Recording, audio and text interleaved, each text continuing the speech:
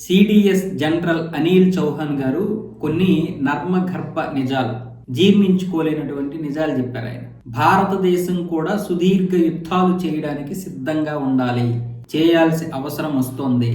ఎందుకంటే అణ్వాయుధాలు కలిగినటువంటి పాకిస్తాన్ ఒకవైపు, చైనా ఒకవైపు. ఈ రెండు దేశాలతో ఎప్పుడూ కూడా సరిహద్దు సమస్యలు, ఆర్థిక సమస్యలు, రాజకీయ సమస్యలు ఎప్పటికప్పుడు వస్తున్నాయి. కాబట్టి ఈ రెండు దేశాలతో పాటు ఇప్పుడు బంగ్లాదేశ్ కూడా ఈ రెండు దేశాలతో చేతులు కలుపుతున్నటువంటి తరుణంలో అంతర్జాతీయ రాజకీయాలు, భౌగోళిక పరిస్థితులు, అలాగే ఆర్థిక విధానాలు, వ్యాపారాలు అన్నీ మారుతున్నాయి. కాబట్టి అది సరిహద్దు దేశాలు మాత్రమే కాదు, అమెరికా లాంటి దేశాలతో కూడా పోరాటం చేయాల్సి వస్తే సిద్ధంగా ఉండాల్సిందే.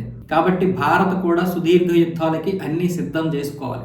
కేవలం రష్యా, ఉక్రెయిన్, ఇజ్రాయెల్, పాలస్తీనా మాత్రమే కాదు, మనం కూడా యుద్ధం చేయాల్సినటువంటి పరిస్థితి ఉందంటూ ఆయన ఐఐటి బాంబేలో ఒక సమావేశంలో మాట్లాడారు.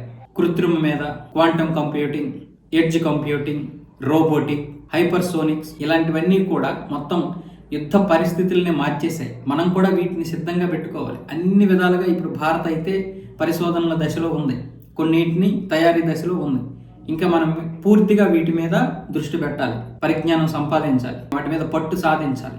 భారత్ అన్ని విధాలుగా కూడా సిద్ధంగా ఉంటుంది, ఇంకా సిద్ధంగా ఉండాలి అంటూ ఆయన అయితే కొన్ని నిజాలు చెప్పారు. వాస్తవమే, సుదీర్ఘ యుద్ధం వల్ల నష్టమే కావచ్చు, కానీ దేశ ఉనికిని కాపాడుకోవడానికి చేయాల్సి వస్తే చేయాల్సిందే.